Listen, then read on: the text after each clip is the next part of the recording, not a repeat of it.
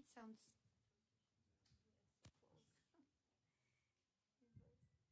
Moge Salmebit. Hello, everyone. Thank you again for being here in such numbers. This is the third day of the festival. Third, right? Third day. And we are happy to have our fantastic guest here. I will start from my right side. Deniz Utlu is an award-winning writer born in Germany from a Turkish immigrant family. Deniz writes both fiction and non-fiction, including plays and poetry.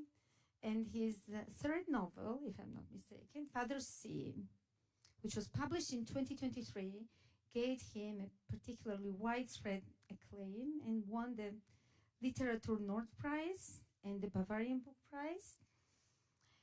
And he ran a cultural magazine, actually, also for 10 years, from 2003 to 2013. Deniz Utlu's works explore recurring themes as memory, identity, language, and languages and its fragility, and language as part of identity, and cultural belonging, and many more. Our next guest is from Finland, Pirkko Saisio. I hope I pronounce it well. Is a multiple award-winning writer from Helsinki, Finland, and her work is seen as renewing Finnish literature. She studied drama, literature, trained as an actor, and she also taught dramaturgy and drama writing. Pirkko's work is translated into several languages, and part of her work are included in Penguin Modern Classics, as I know. Pirkko Saisio's voice is important in public cultural discourse around identity, gender, memory, sexuality, social class, and ideology and politics. Her prose is rich of cultural references and psychological insights. And our guest from Italy, Paolo Giordano, is an award-winning author from Torino, Italy, one of the prominent voices in contemporary Italian literature. He is a holder of PhD in theoretical physics, and he writes both in fiction and non-fiction, and he is translated into more than 30 languages. He wrote his first and probably the most acclaimed novel, The Solitude of Prime Numbers, at the age of 26, and his last fifth novel, Tasmania, was published in 2023. His major themes are loneliness, fragility as an existential human condition, and trauma, love, relationships. And he especially explored this theme in his last novel, in the individual and collective responsibility. Paolo is also a screenwriter and journalist, and he wrote a lot about war, the issues related to migration, politics. So our today's discussion, which is the same as the main theme of the festival, Pen Against Silence, and silence, which is sometimes very loud because it is associated somehow to not having position, but as a position. Silence is something actually which the people interpret as a position, right? And I wanted to focus our discussion on this, how much the responsibility, if there is any responsibility of a writer, intellectual, in a public and political discourse, because it's difficult to separate now anything actually from politics. And I want to add this, that the silence, probably we all know that as writers, obviously as the readers also, that the silence is probably the most natural condition for the writer, because that's how literature is created, right?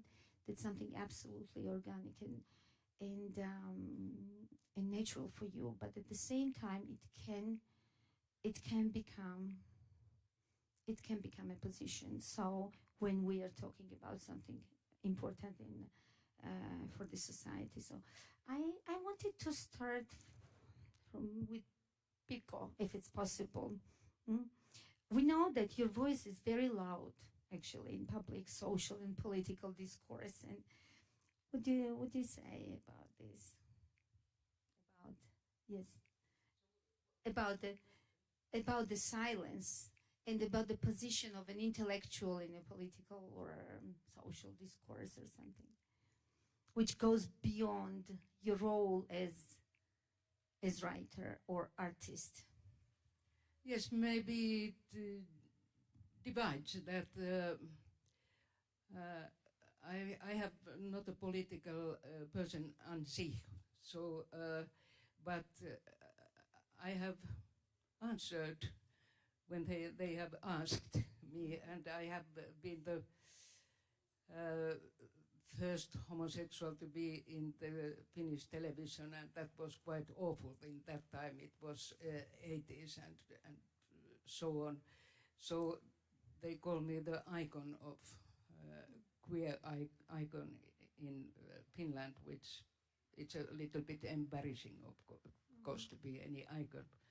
So that's one part, but it's I think that silence in the work, which is my profession, to write novels and drama, it's a different question, because I think that what I can do as a writer is just to be so honest as I ever can be, not political in that way, and so sensitive as I can ever be, so that maybe I don't like to put any special needs to the literature, but if it has some, it's to wake up empathy and understanding between cultures and different times and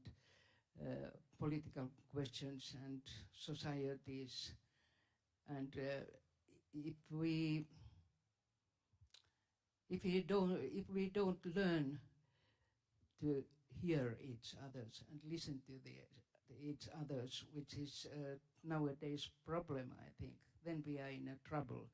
And it needs some knowledge, and it needs a humble mind to understand different people, and because of course we hear what we need to hear or what we want to hear, but sometimes we have different attitudes, so somebody speaks, it changes when we hear it, and that is not that communication we should need today.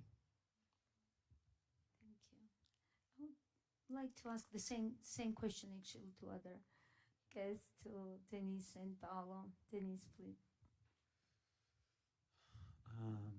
Yeah, thank you very much also for having me here, actually.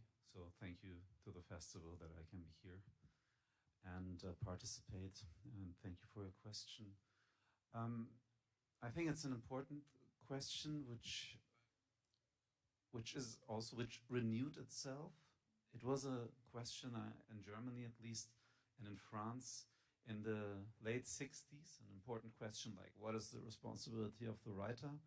And then I feel that later this question was a bit anachronistic, and now it's sort of back again, and I have the feeling that we need to find new answers, so that we cannot just use the old ones. And this feels really, really difficult, because what is the sort of silence that we need, and what is the sort of the character of the speak out that we need? I feel like there is a need for like quick statements and positions, and if you don't have those quick statements and positions, you're part of the silence, and you position yourself to with the power mechanisms, or in favor of the power mechanisms. And I don't. I think that this is really not the right way, because part of our work is actually to, as you said, to be silent, to think, to take time for words, and to have a fidelity to words more than to anything else. And this is not the case when you have to, be loud all the time, and show all sorts of political positions and so on. So I think we really have to find out how to know what it does mean to speak out now for a writer, as compared to how it was before. And I'm saying this because the answer to silence is a part of not political silence. I mean, inspirational silence. It's part of my job is not enough anymore. So we need to find new ways. And I feel like, just to add this, that the way of listening also changed. I mean, if someone speaks, there needs to be someone who listens. Otherwise, it's silent anyway. I mean, you just hear yourself then. So you need the listener. But if the listener actually is not trained, or listener, reader, whatever, the one who receives what you send, also, I think on the receiving end there's also a crisis. It's not only on the speaking part. Like I feel like it's very difficult to find a way that there is something said and something heard, and not everybody hears what he or she wants to hear, and everybody says quickly something, and then I have spoken. That's not the way of speak out that I wish to happen. So I really wonder what we can do, that this bridge between speaker and listener, between writer and reader, and everyone is, also writers are listeners and speakers and readers at the same time. I wonder what we can do there, and maybe again the way will lead through the fidelity to words more than to anything else, like taking words seriously, not messing up, not being part of any specific like discourse, saying, though I'm using this word in order to show that I'm part of this group. I think that's not what at least I am supposed to do. It's like taking the word serious and trying to manage my way through this turmoil. I think that in small countries it's particularly, dramatic, because people wait for something from the authors they love and they rely on and they make reference to. So that's why, in Georgia we have always this. Say something. Come nel famoso film Di qualcosa. There is this Italian movie where it says, "So yes, say something. Please say something." That's very much the feeling in Georgia. That's why I wanted you to talk about this. But this is why I say we can't have the old answers. I think this need has to be taken serious, and actually finding ways to position yourself in our time has to be taken seriously. So it's not just saying, me as the writer, I can be, silent because I have to be inspired. That's obviously not the way, but we have to find the way. But there's one thing I want to add, because you said this was like, especially in small countries, I think it's relevant for all countries where the country shifts somewhat to an authoritarian system, like where you are in this period of transition. What I actually wish, not as a writer, but as a reader, is that the writers survive. Like, for instance, in Turkey, what was most important when this transition started was that there are still those writers.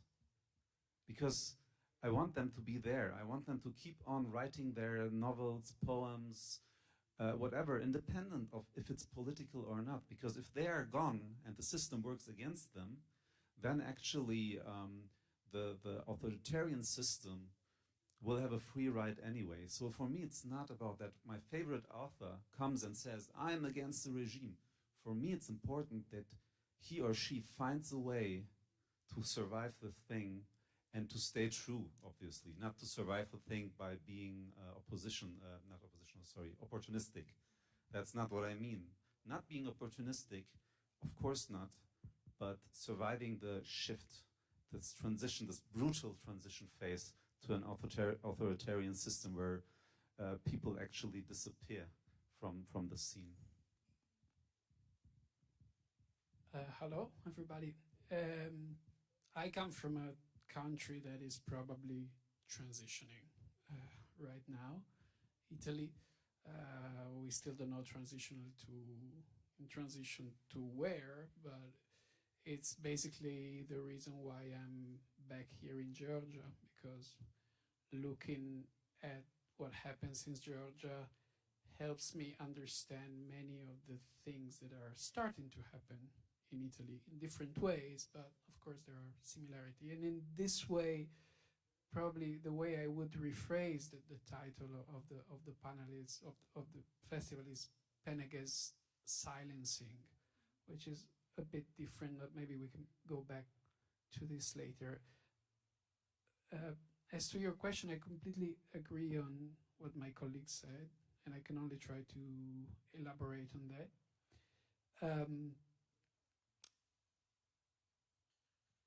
It's true that we've been through a phase where this idea of the politically involved writer sounded a bit, old-fashioned, and suddenly, quite quickly, it came back again to us as a real thing, something you need to think about at least. You cannot just skip.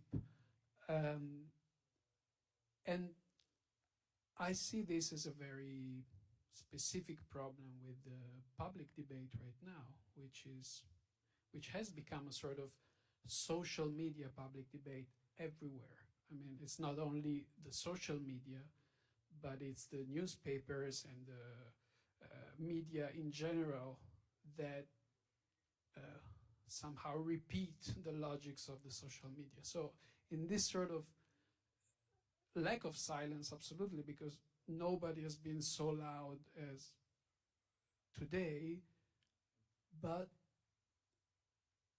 the problem is that the public debate has been degraded a lot in general. I think in every country this has become general. I mean, last week we had the last thing, the Charlie Kirk homicide, and you've probably seen on social media what has happened in the next days. I mean, we've reached a level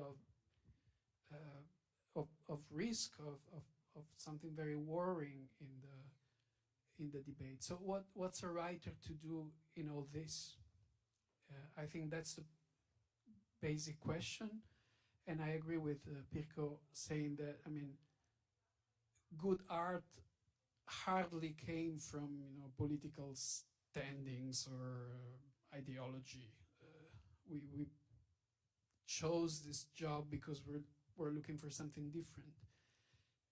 And I think that the choice of words, as Deniz was saying, is the thing.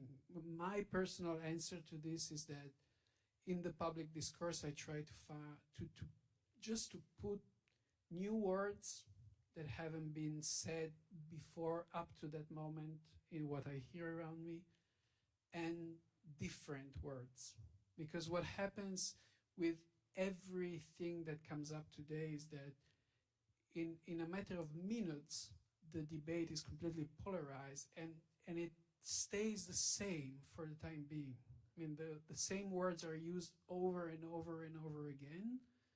So my idea as a writer is to observe this and try to see if there is space, at least for different words and thoughts that can widen a bit the perspective. And as you say, it's a very, very small ambition. It's not something so big as to change the conversation.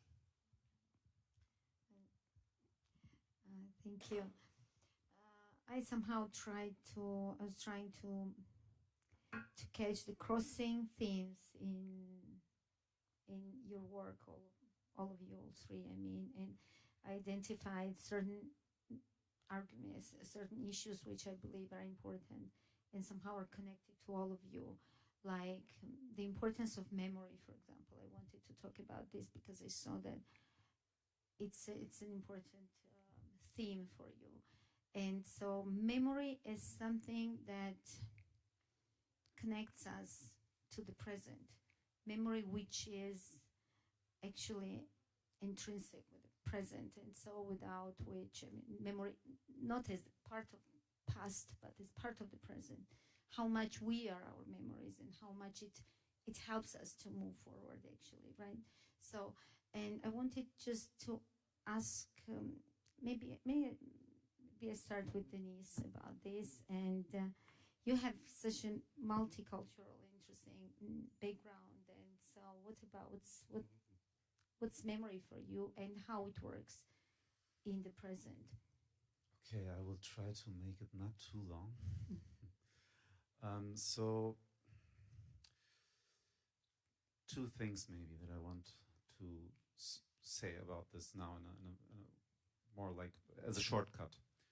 So first of all, I'm a German-speaking writer, and coming from Germany, the discussion on memory, I think, is maybe specific, because where I come from in terms of my education, and in terms also of educating myself, not only like the official education in school, but in terms of educating myself in a country, in a post-genocide country like Germany, is really the term memory is in the center of it. It's in the center of processing the past. Is like, what kind of memory do we have in our, as you said, present, concerning what once happened here. So this is something very political in Germany, and if you start to be part of that discussion, you move on very, very sensitive ground. And this is why I really loved to do it. I didn't know at the time when I was started working on memory that it was such a sensitive ground. I didn't start it in response. I started because it was important for me. And then I realized at some point, wow, memory is something where the country as it is, the politics, the culture as it is actually all founded on. So that's the foundation for it. And when I write my texts, my novels, for instance, including the last one, My Father's Sea, it's different translated into Georgian. It's called You Will Never Be Alone Again, Dad, in Georgian. But My Father's Sea is the German title or the English title, and the sea also is here, among other things, a metaphor for memory, but among other things, it's also a metaphor for telling stories, for the stories that we all have and share. And one idea out of this is really, if memory is something present, it's not the past, it's something present, then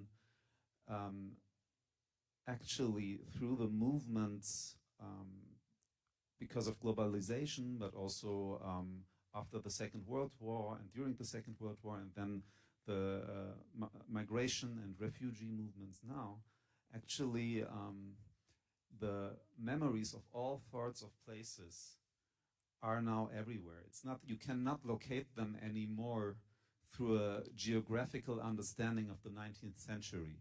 That's really over.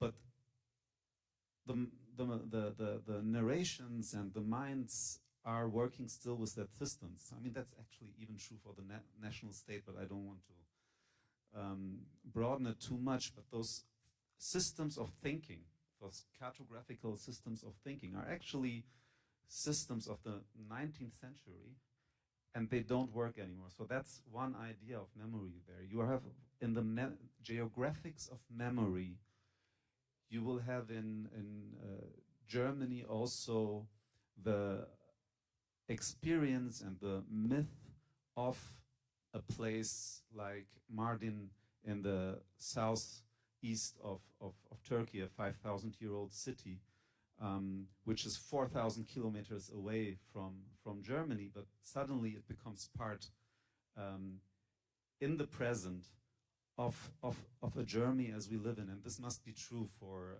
other countries obviously as well. It's true for Europe for sure. So that's one poetic and political aspect for me concerning memory.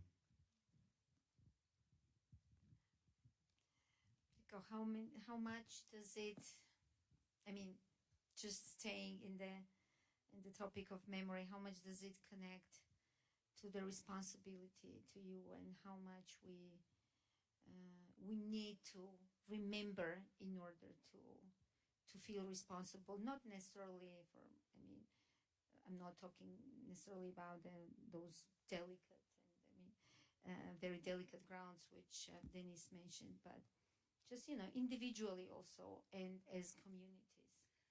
It's a very, very interesting question, this memory and responsibility, because I think that personally our memory is defending us and maybe also exaggerating us, because we want to remember ourselves more honest and more decent people what we were, and it happens also in a society. For example, I have a political background, which I'm not totally ashamed. I was a communistic movement in my youth, and it took some years. And I was thinking like that time. And I wanted everybody freedom and equality and that kind of things. And I thought that socialism is the way to get them all. And then we accepted lies. And we have to remember, as this movement and also as a nation, that we have lied quite a lot for ourselves. And I see, because I come from Finland, which was the only free country next to Soviet Union and capitalistic country, and we were very proud of that, and we felt we are independent. And now when I am getting older, I understand that we were halfly independent only. We were quite dependent of Soviet Union's opinions. And now how Finland remembers all our history is that we have always been right, and we have always done things true. They were some bad politicians, which we voted that time. They made those mistakes and they were unethical. But I was right all the time. That's how people feel. So this is very good question, this responsibility and memory. And we can see a horrible example now in USA, president who doesn't have history. He doesn't know anything of history, and so if we don't understand history, we don't understand present, and it's horrible if it cuts, and that connection cuts. Thank you. Paolo, what do you think about this? I think we're talking here in Georgia. It's such a painful and somehow very delicate but very important question, at the same time. And so many people are trying to erase, somehow to remove this traumatic memory. And but it's a tricky ground to move on. So what do you think about this?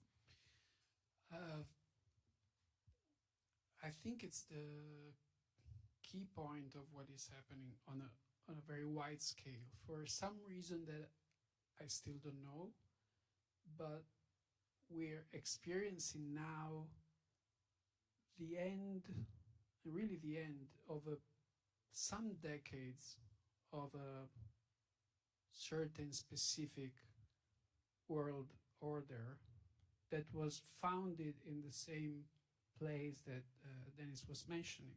I mean, it was specifically strong for Germany for some reasons, but the grounds are the same for the rest of Europe and for the rest of the world, probably. It's, I mean, the world we've grown up in was founded in the ashes of Shoah, in the ashes of the Second World War, in the ashes of the nuclear bombs in Japan. And a lot of things were invented after that. Some idea of world order, some idea of world organization, civil rights, war regulations. And somehow it's all collapsing in the same moment. I mean, the nuclear is not a taboo since Ukraine was invaded, basically. War crimes have become the way of doing war after Syria and the actual wars. The organizations like the United States, but not only, have become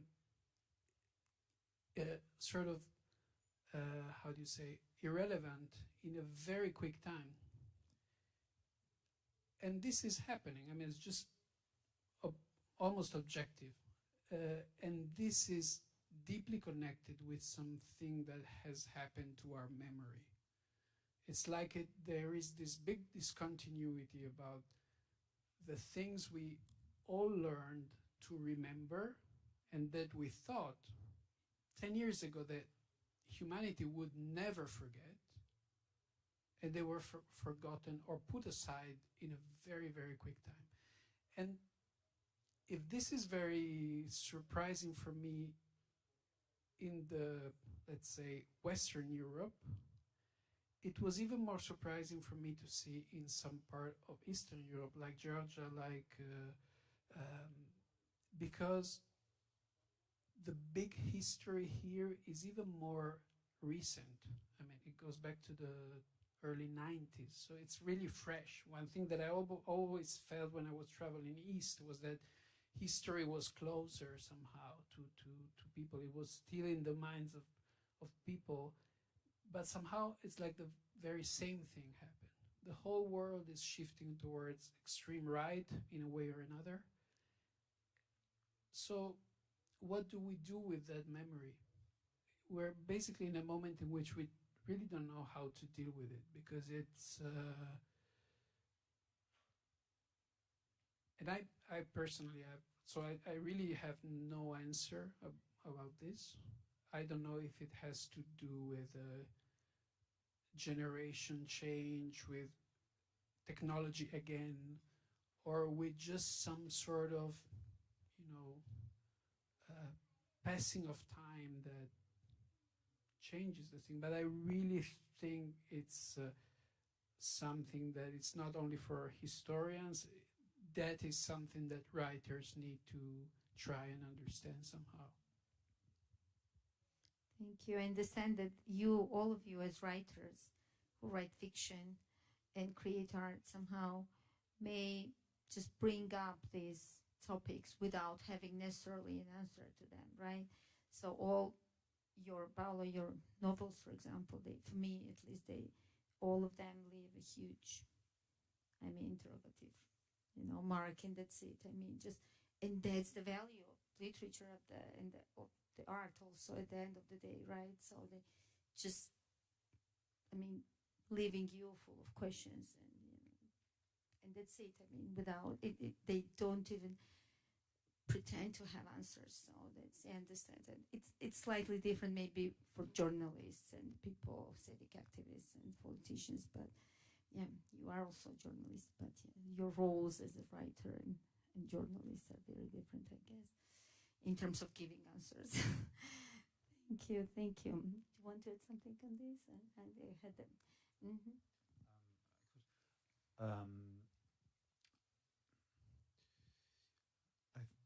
Memory is also something dangerous. It's not like, it's not something good or bad, I think.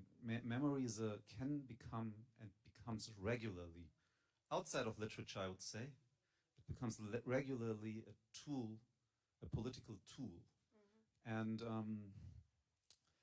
for instance, again, coming from Germany, there is this verdict by Adorno about education, saying the goal of education, if there's only one goal of education, it is that Auschwitz will never happen again. It is that you are educated to a person that will not start to get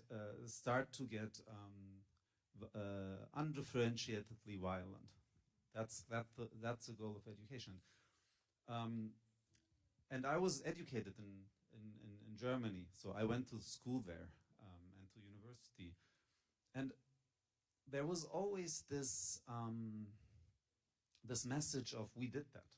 There was always this we know what it means. We are the country of never again, you know, and this narration somewhat always disturbed me, even when I could not understand it intellectually. Even like as a 10-year-old or 12-year-old, I felt like the truth that I experiencing is different a bit of the truth that you are saying here, that you are performing here. Like if this is the goal of education, I couldn't put it in that intellectual words at that time, but I felt it and I understood it when I later read. I don't know if this is the goal of education, like having a memory of what had happened and never doing it again, being someone who can remember and then taking decisions. I shouldn't feel as I feel in certain moments. So it can become a political tool, and I think it has to become sometimes also a political tool. I don't say that this is something wrong, but it can be wrong very quickly. And my point is, literature is maybe the one place where it's not about making it to a tool. You know, it doesn't really has a goal. I find maybe, you know, it doesn't really has a goal in literature. In literature, memory is in itself. I mean, telling a story is always connected to remembering something, even if it's fiction. It's not it's like in fiction and inventing memory is also inventing, because no one really knows what happened. And maybe literature is the place where we are free and we are not politically manipulating what is memory, but poetically working with it. Thank you. I have another question, which I think is another theme to bring up, which I believe is the crossing theme again in your work, which is identity. And you all explore theme of identity from different perspectives and in somehow from different sensitivity, with different sensitivities, obviously. And I was thinking, what is your identity as a writer? And if there is an identity, you somehow see the world through, I don't know, maybe linguistic or it can be nationality, I don't know, sexuality or political identity or ideology or something. If Pirkko mentioned that she was labeled as an icon of queer icon, right? In Finland, which is I hate labeling people. I don't know. It's really something we should overcome. But yeah, if there is any identity, you express as an artist. You express yourself through. Was that the question? What's the identity? You speak to your audience through, and you feel to express yourself through. I'm now in that age that what is my goal is to get rid of all identities and get rid of ego too. And so I don't know, I'm writing because I have to, and I write because it's the only thing in the world which I really enjoy. And I enjoy a lot of, for example, to be here, but all the time when I'm looking you and I'm looking this landscape and Tbilisi, I have those words that how to describe this all. That it's endless story going in my head, and yeah, it's in a way it might be a useless question if it is my identity or is it just what I am. But I try to get rid of identities. It is so politicized and also so badly and in a very, very ugly manner manipulated, right? Now, especially, I mean, the questions of sexuality and gender. We are, by the way, in a country, Georgia, where the word gender was removed from all the laws, and it happened just in April, I guess. From yes, that's something. Yeah, that huge step backward actually, and it looks like we're I don't know, and just canceled something very important which we fought for. So that's very traumatic for a lot of people. So yeah, identity and diversity is something which is very badly manipulated by politicians, and especially in these countries, I guess, in many countries. So that's why I mean, we all are thinking about this, I guess, and that's why I wanted Yes, to and ask you. I think that it's also frustrating. Those, for example, in Finland, we have a lot of auto fiction nowadays, and they all actually they had the same meaning, that what is my gender and what is my identity, and then they tell a quite same story, that I have a problem, I don't know who I am, I hate my body, and somehow I learn to accept me, and then I find my identity, and then I, in a way, enlighten. And if you are a young writer or young person and you be so enlightened, you are in trouble in a couple of years, because you have these identities, they don't make you feel happy, I think. And then you have find another problem and solve that, and that's the next autofiction you make. That's quite boring. It is. Paolo, I don't know if what's the situation. Well, I know actually, but yeah, I wanted to ask you what's the situation in Italy about this, and what's your, if you want to share with us, or if you believe you have one, or many maybe, identity as a person, as a writer first of all, and then what do you think about this issue and how it's manipulated, how it's dealt in Italy? I mean, what's the thing in recent times? Big thing, I know. Yeah, big thing. When we were talking, I was actually thinking about Georgia, because the last time I was here and I wrote this reportage, it was, let's say, stage one of the protest, and the most interesting person I met was this artist, this non-binary artist, Andro Dadiani. Some of you may know, he is doing performances in town, and I met him at his place, and in the beginning he was wearing a mask, because, I mean, he felt physically threatened by the situation, and he didn't know me, he didn't know if he could trust me, and then at some point he removed the mask, and we could even took a picture together because he felt at ease.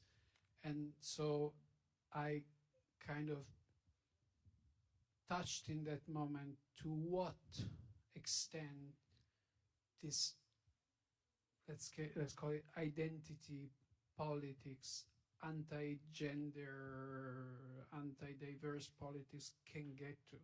It can really very easily and quickly get to physical threatening, which again, it's something that is so unbelievable for me today, because when I was 19, 20, I really felt that we were living in a world where these things they had been dealt with, probably by people like Pirkko, who Overcome, yeah. came out, stepped out. They did that, and we were okay. I mean, we were saying, I think in Italy, as in Berlin, as in so many other places, we were saying, okay, that's okay. We're gonna deal with other stuff, not with homosexuality, gender identity. And no, it was quite the contrary. There was such a strong backlash of the whole thing, and it's everywhere again. I mean, I'm really, really deeply convinced that right-wing politicians everywhere in the world don't give a shit about identity of people. They don't give a shit about who you go to bed with, how you like to wear, how do you feel yourself intimately. They really don't care. But it's so easy to weaponize. It's so easy to gain consensus, and it attacks such a minority, a helpless minority in a way, still, that the payoff is very good for them. So I really think it's so cynical what is happening towards this shift in politics, and it's very disappointing, because we thought we'd be, at least in that sense, in a world that would be better. But I mean, Donald Trump is doing anti-transgender politics. If this really was the matter in the present in the United States, I mean, some people actually believe this is the case. It's so deformed. It's so completely absurd in a way, but it's working. And I think that's, again, I don't know what we have to do about it, but I think we're all still a bit in a state of shock about this. We were unprepared, and somehow I think we're gonna react to that at some point. But At least we can talk about it.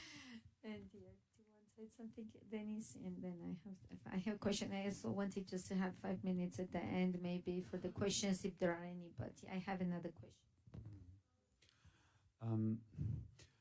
I have to say, for me, it took a while to understand what is actually discussed when the word identity is used. Like, I'm talking about the millennial years, actually, when this came up and people were saying, so identity is important, let's talk about identity. I really didn't get what is meant, that it's the idea of belonging to a specific group, of calling oneself queer or calling oneself people of color and so on. I didn't get that at that time.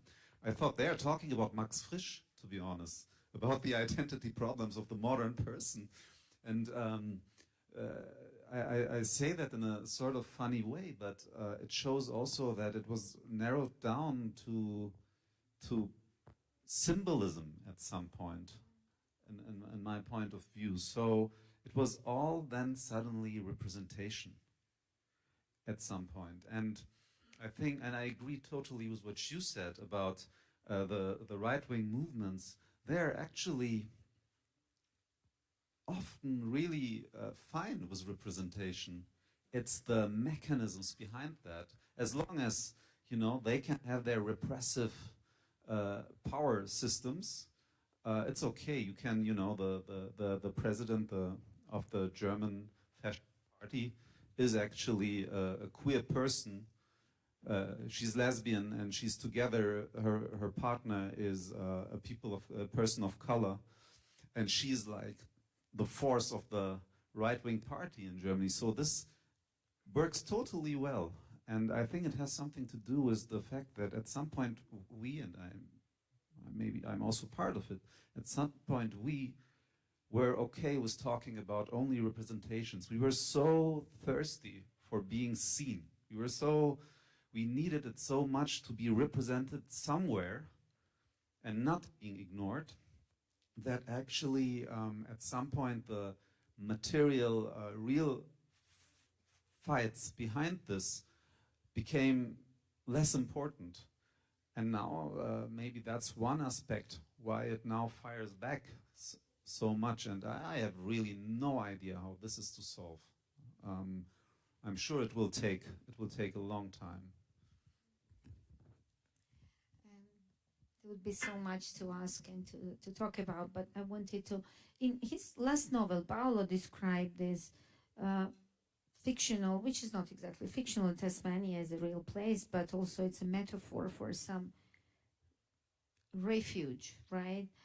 Because the world is going the way it's going, and somehow it's a metaphor of salvation and, you know, the relief which we all, human beings can look for and somehow can rely on. And in the novel he talks about this responsibility, individual responsibility, and versus, or together, I don't know, collective responsibility, which I believe is a huge issue now in times of propaganda, in times of, this political manipulations and this weaponization of certain issues, like migration is another thing, which is so badly manipulated. But yeah, is there any refuge? Paolo, maybe I will ask you first. Is that a real place, or only a metaphor? Is there any refuge for us as human beings? How do you see that? What is your Tasmania, or what should be our Tasmania? How can we deal with this? Because Tasmania, in that sense, to me was also a symbol of inequality, because how many people can actually think of finding a shelter there, like very ultra wealthy people who Garden of Eden, sort of. Yes, they already bought the land, by the way. So,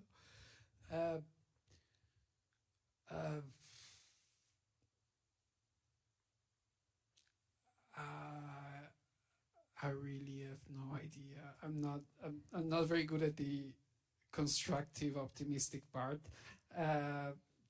But I will stick to what Pirkko was saying before. I think there is some benefit today in the idea, or in the effort at least, of dissolving a bit this ego-centered way of being in the world that was really put upon us somehow, and we somehow wore it without knowing. And I think it takes an effort to dissolve oneself in something that is more, I don't know, relational, less self-centered somehow. That's what I personally am trying to do as a writer, but also as a private person, I would say. Yeah.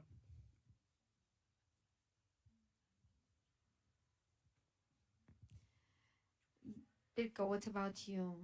You said that, well, you can have this, luxury, can we call it luxury, to do what you enjoy to do, and writing and art is something you enjoy, right?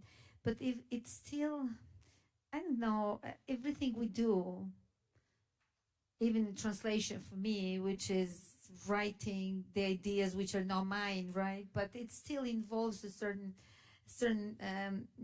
part of responsibility in a way. So there is always something, I guess, about responsibility, about individual and collective responsibility in this. We really somehow describe that we're living in a very bad times in a way, and very hard times. So still, how do we deal with it? How do we combine our individual responsibilities of an artist, for example, or just a human being, with collective, what we feel we need to do for the communities, or for this world, to make it better place maybe for our planet. I don't know. I don't want to be very generic. Yeah, How do you see it as an artist? yeah, maybe it's a simple answer. I don't know. I don't have any idea how to get out of this, but it's people of my age and my background. We ask, what did we do wrong? That world looks totally different than that we meant and what we believed. And I don't know. Do you have this feeling that you did something wrong? Yes, yes, but then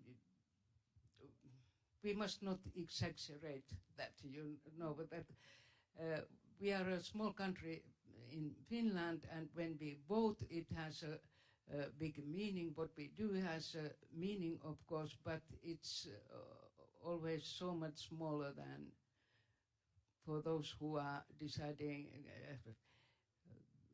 things and voting in the big countries like Russian and USA and China and soon India. So we are small. Maybe we shouldn't ask that kind of things, what we did wrong. We spoiled the world. My generation. I'm sorry. Deniz, what about you? And we're just going to the conclusion, so unfortunately we don't have much time. And I was prepared also questions, and then there is no time to ask them, but that's how it works.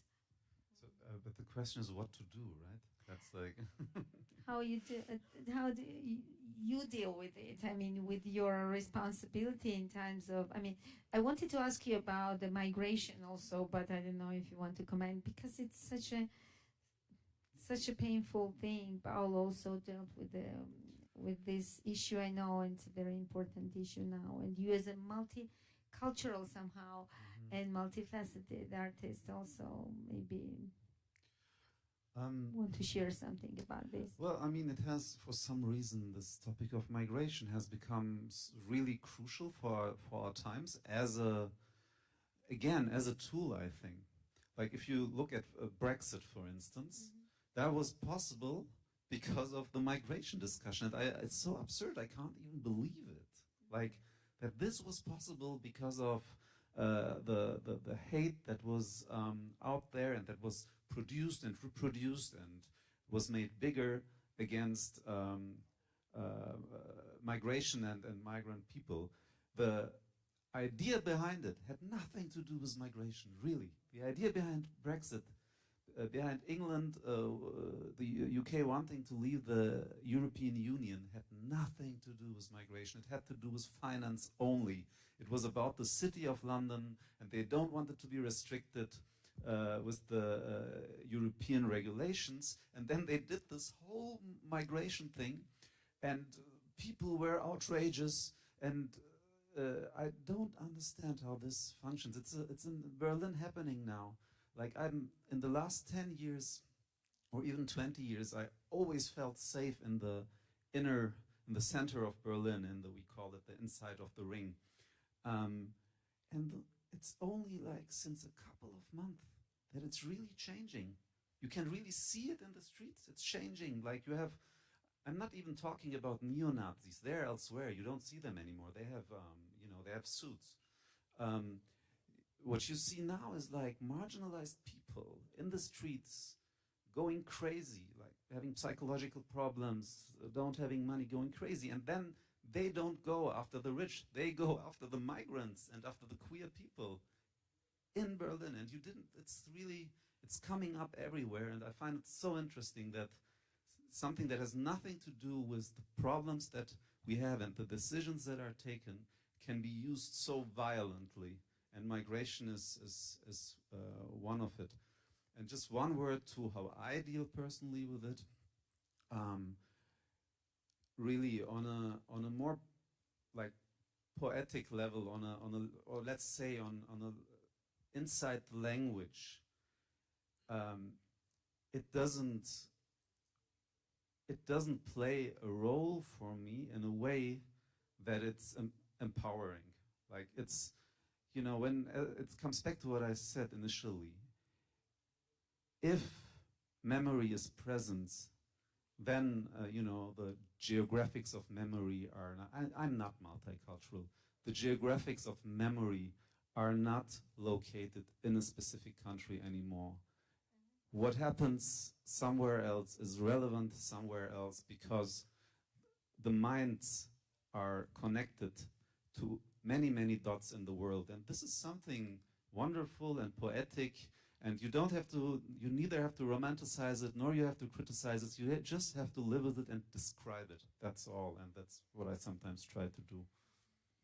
That's a beautiful, approach to the, there are no borders in a way. And if we understand ourselves as part of this planet, let's call it, right? So we have this same problems, and no walls and no isolation policies can somehow solve the problems, or even protect those who want to be protected or imagine to be, somehow protected. I don't know if there is maybe just, I don't know if you can pick a question. Nata is very anxious about where we're out. No, Natasha is the director. Yeah, it's very difficult to fit the time always. Time is over, but yeah, I'm so grateful to our guests, first of all, to be here, to be part of this discussion. And at the end of the day, we never can answer the questions. We just, your role as people of literature and writing and art, your role is somehow to create the questions, and then, the answers are somewhere. And the answers are many, actually. That's the problem. So thank you. Thank you for enriching us with questions and not with the answers. Thank you very much.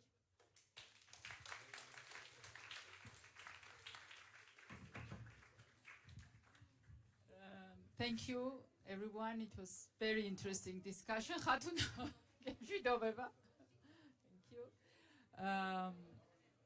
ჩვენ 15 წუთი ჩამორჩებით ჩვენ დროს, ამიტომ ეხლა გვაქვს შვეიცარელ ავტორთან შეხვედრა ანია